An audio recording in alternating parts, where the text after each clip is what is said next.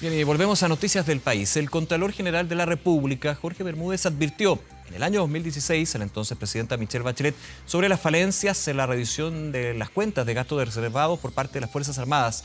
Vamos a conversar de este tema, además de otros que están en la agenda. Ya nos acompaña para eso el senador del PPD, Felipe Arboe. Senador, gracias por acompañarnos. Bienvenido. ¿Cómo está? Gracias por la invitación. A ver, varios temas. Comencemos con este que se revela el fin de semana en La Tercera, un oficio reservado que habría sido enviado por el entonces Contralor y actual también Bermúdez, de que habían inconsistencias y de alguna manera había un problema con los gastos reservados. Para explicar bien la fórmula, llegaban los mandos de las Fuerzas Armadas, en general, no solamente en Ejército, con un sobre, con una declaración jurada y sin ningún tipo de elemento de archivo, de base para justificar lo que eran los gastos reservados. Primero, ¿cómo considera usted este oficio en términos de lo que ya estamos conociendo el día de hoy? Nada nuevo. Yo creo que lo que señala el Contralor es lo que dice la ley, lamentablemente. La ley establece una rendición bastante genérica al Contralor General de la República. Y por tanto, la Presidenta de la República, desde el punto de vista legal, digamos, no tiene herramientas para poder instruir, digamos, a tal o cual que haga una rendición distinta. De hecho, se trató un cambio en el proyecto de ley de presupuesto, pero pasó al Tribunal Constitucional y como es una ley permanente, se cerró la puerta. Es que son cosas distintas, ver, porque en el marco de la discusión de la ley de presupuesto, en el Senado se planteó la idea de condicionar la aprobación del presupuesto a que el gobierno enviara un proyecto de ley para regular de mejor forma los gastos reservados. Ese proyecto de ley ya ingresó al Congreso y lo que establece ese proyecto de ley es que la rendición de los gastos reservados es mucho más exhaustiva. Y eso es importante porque va a avanzar en transparencia y obviamente en control y fiscalización. Pero tenemos que ser lo suficientemente cuidadosos para evitar que el uso legal de los fondos reservados sea conocido públicamente porque, como su nombre lo indica, esos fondos de carácter reservado son para situaciones muy complejas, muy delicadas, como por un ejemplo, como el pago de informantes u otras materias, digamos, materia de seguridad. Son objetivos bien definidos, inteligencia y contrainteligencia. Eso es el Ministerio del Interior. Sí. El Ministerio de Defensa tiene ¿eso otros. se aplica al Ejército? El Ministerio de Defensa tiene otros, en el caso del Ministerio de Relaciones tiene otro y la Presidencia de la República tiene otros. Son objetivos distintos y cada uno tiene una obligación legal. Lo importante es que se avance en esta materia. Lo que hemos visto en el último tiempo, obviamente, genera no solo preocupación, sino también molestia de por qué se utilizaba esto de esta forma. Ahora, vuelvo a insistir, creo que es importante que ahora en el Congreso discutamos una ley que permita establecer un sistema de mayor control en este punto. ¿Está hoy el contexto para que haya un piso para justamente llegar a esos cambios? Estamos con esto, usted lo decía, no es nada nuevo, no sorprende. Lo que pasa es que evidentemente uno dice, se envió un oficio, pero finalmente era todo legal, estaba dentro de la norma. Lo que pasa es que en la práctica llegar y justificar un gasto reservado de una institución castrense con un sobre y con una declaración jurada, estamos solamente con la buena fe. Y por la investigación de la ministra Davenport, claramente la buena fe no es suficiente. Evidentemente. Lo que pasa es que el problema que tenemos es que si vamos a partir del principio de la mala fe, vamos a tener una complicación mayor al momento de hacer las leyes. Pero uno de repente piensa y dice, dada la cantidad de casos, ¿no será suficiente ya lo que ha ocurrido como para que tengamos mayor nivel de fiscalización? Yo creo que sí. Y por eso que es bueno que el gobierno haya enviado este proyecto ya al Congreso y que nosotros lo analicemos abiertamente y concienzudamente para sacar adelante un buen proyecto de ley. Ahora, en su juicio, senador, la fiscalización en términos de las ramas de las Fuerzas Armadas tiene que mantenerse en la Contraloría con más requisitos o, como ya se ha expresado en algunos sectores, que sea el Congreso que tenga que, de alguna manera, fiscalizar. Mire, yo no tengo una opinión formada. El caso del Congreso de Estados Unidos es el Congreso, el caso de Estados Unidos es el Congreso Nacional el que fiscaliza ese tipo de cosas. Pero lo que pasa es que los congresistas arriesgan sanciones ejemplarizadoras, incluso la destitución del cargo en el evento que violen el secreto. Aquí, lamentablemente, muchas veces o algunas veces ha ocurrido que en el marco de comisiones declaradas secretas, igual los medios de comunicación conocen el contenido de esas comisiones. Y usted comprenderá que cuando hablamos de la defensa nacional, cuando hablamos de la estrategia de relaciones exteriores, cuando hablamos de temas de seguridad interior, de inteligencia, se requiere efectivamente que prime el secreto y la reserva. Y si se observa en ese marco de fiscalización que ha habido alguna ilegalidad, lo que tiene que hacer esa comisión obviamente es sancionar. Pero mientras no esté garantizada la reserva de esa información, Mi percepción es que es altamente complejo dar un paso en ese sentido. ¿Y la Contraloría está en la materia, está en la posibilidad justamente de llegar a ese grado de reserva, pero también de fiscalización? No lo sé, la verdad es que no lo sé porque también nos hemos acostumbrado muchas veces a que de pronto antes de que se conozcan las resoluciones de la Contraloría aparecen publicadas en un diario y eso es altamente delicado. Pero, insisto, tenemos que buscar el mejor mecanismo. No inventemos la rueda en esta materia. Veamos lo que ocurre en países que tienen una vasta experiencia en esta materia y veamos si eso es replicable en nuestro país. Habrá que ver, por supuesto, cuáles son las herramientas. Obviamente. ¿Habría que crear herramientas? Porque eso, evidentemente, podría generar una discusión que se alargue bastante para algo que, evidentemente, parece que es necesario. Pero yo creo que tampoco hay que ser extremadamente burocrático. Aquí probablemente tenemos o la Contraloría o el Congreso Nacional, o eventualmente la intermediación de los ministros, que son los que representan a las diferentes instituciones que tienen estos gastos reservados. Esas son las alternativas que hay. Ministerio de Defensa, ¿no? Lo que pasa es que el ministerio puede ser también. Si vuelvo a insistir, el objetivo es el importante. ¿Quién la ejerza? A mí me da lo mismo en la medida que el objetivo se logre. ¿Cuál es? Es que los fondos reservados sean utilizados para los fines que establece la ley. Punto. Si eso se logra con el ministro de Defensa o con el Contralor o con el Congreso, bienvenido sea, me da lo mismo, lo importante es que funcione. Porque la gente lo que quiere es que los presupuestos que aprueba el Congreso Nacional se apliquen para los fines que fueron destinados por el Congreso Nacional y no para fines distintos y menos en el caso, lo que hemos visto en el caso de lo que ocurrió en el Ejército. De todas maneras, una discusión que va a estar pendiente. Quiero aprovechar el tiempo, senador, llevarlo a otros temas, evidentemente, de la contingencia. Hablemos de Venezuela. Claro, están pasando muchas cosas, pero nuevamente el día de hoy el presidente Sebastián Piñera lanza una crítica, hay varias que ha lanzado contra la figura de Michelle Bachelet. No como expresidenta, es muy difícil dividir ese cargo, evidentemente, pero como alta comisionada de Derechos Humanos de la ONU, dijo que su antecesor, el antecesor de Michelle Bachelet, fue bastante más concreto en condenar a la dictadura de Nicolás Maduro. ¿Qué opina usted? Yo creo que a estas alturas, fíjese, creo que el presidente Sebastián Piñera tiene una obsesión con Michelle Bachelet. Es bien increíble, cuando hay falta de contenido propio, se empieza a buscar un enemigo, digamos, una forma de desacreditar permanentemente. Y además no creo, y mira lo que voy a decir, no creo que sea el presidente de la República el que pueda darle clases de derechos humanos a Michelle Bachelet. ¿Por qué? Porque el presidente de la República nunca lo escuchamos durante la década del 80 y del 90, o del 80 defendiendo los derechos humanos. A lo mejor dijo después que haya votado que no, probablemente votó que no, pero jamás lo vimos en una manifestación o levantando la voz por los detenidos desaparecidos, no lo vimos. ¿Pero eso lo absuelve para poder la situación de Venezuela ahora? No.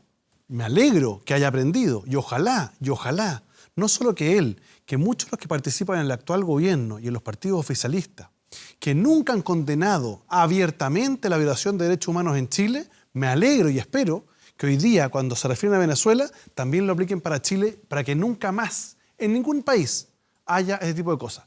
Yo lo puedo decir con tranquilidad porque en el pasado condenamos la violación de derechos humanos en Chile, lo mismo hago en Cuba y lo mismo hago en Venezuela. Me da lo mismo el apellido o el color político de la dictadura. A mí no me parece que sea adecuado.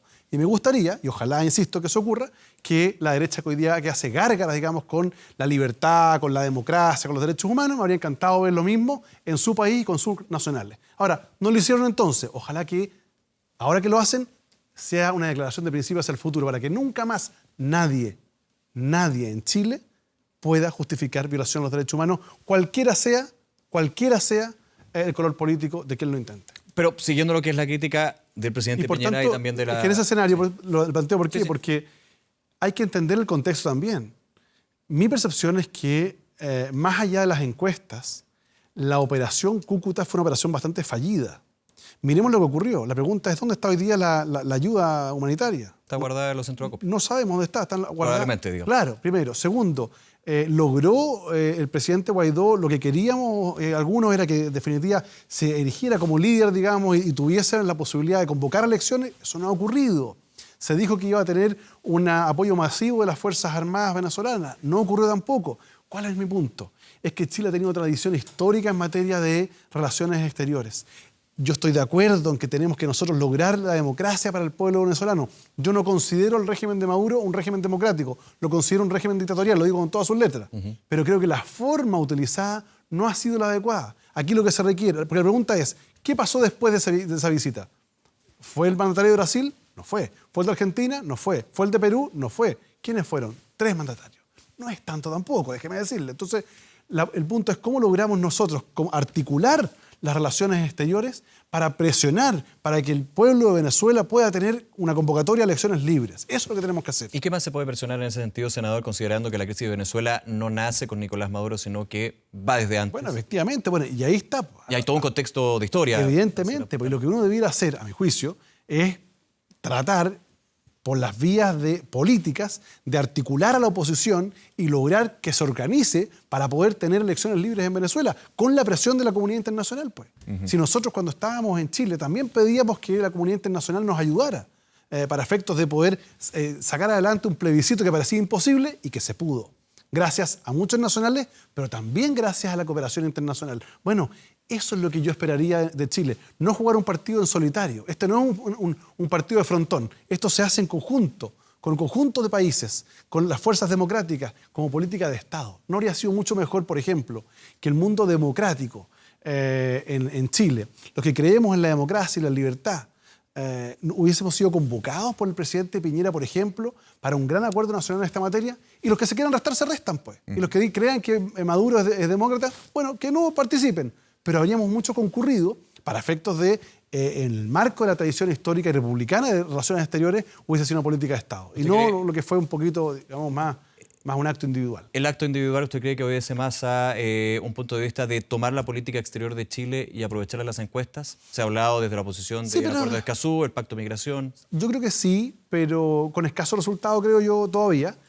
Pero lo más complejo, creo yo, es que más allá de haber tomado esto como un mecanismo de las encuestas, mi percepción es que también fue tomada con una idea de poder dotar a la derecha de un discurso libertario y de pro derechos humanos que lamentablemente nunca lo han podido tener, producto de la historia oscura que tienen muchos de ellos, no todos, muchos de ellos en el régimen militar de Usted dice que el pasado los condena. Pues evidentemente, a muchos de ellos, sin duda. ¿Y no pueden cambiar entonces? O sea, perdón, cuando uno observa hoy día gente que reivindica el pinochetismo, por favor, es muy legítimo ser de derecha. Pero no es toda la derecha. No, por eso digo yo, es muy legítimo ser de derecha y defender un planteamiento de derecha, y yo lo reivindico y creo que es parte del derecho que tiene todo ciudadano.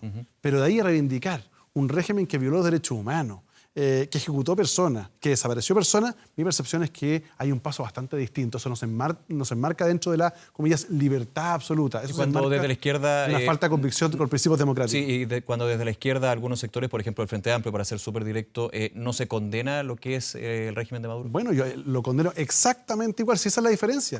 Cuando usted habla conmigo, yo... derecha, izquierda, me da lo mismo. Si hay gente del Frente Amplio que está feliz con Maduro y considera que es demócrata, yo no comparto con ellos y no lo comparto.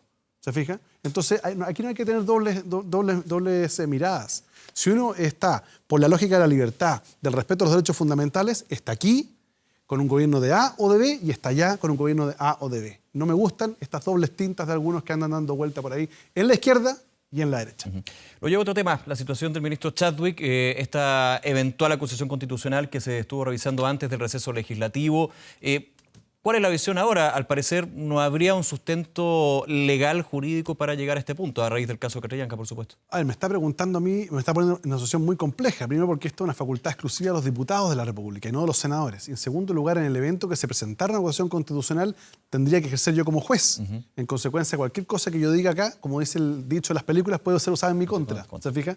Entonces le he pedido que me excuse de responder aquello, pero en todo caso, lo que sí comparto yo es el principio que ha planteado el presidente de la Corte Suprema de Justicia.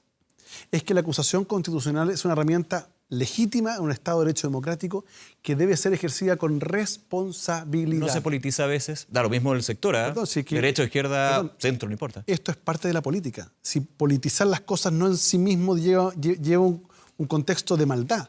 Politizar, si uno con contenido politiza algo, puede ser adecuado. Pero aquí, el problema antes del verano, perdón, senador, en términos prácticos, se levantó la voz de una acusación constitucional que de alguna manera se sustentaba en el ocultar información. Finalmente era el gran fuerte. Insisto, pero ahora parece que no va a haber nada. El problema no es que se politice. Politizar algo no puede ser sinónimo de algo malo. El problema está cuando no hay fundamentos para llevar adelante una u otra acción. Ese es el problema. La política debe volver a recuperar la estética del lenguaje y la profundidad del debate. Y el respeto a las instituciones. La acusación constitucional, la interpelación, son mecanismos de contrapesos democráticos, pero tienen que ser ejercidos, a mi juicio, mi opinión personal, sí, de una forma responsable para que no signifiquen una afectación constante del legítimo derecho de disentir.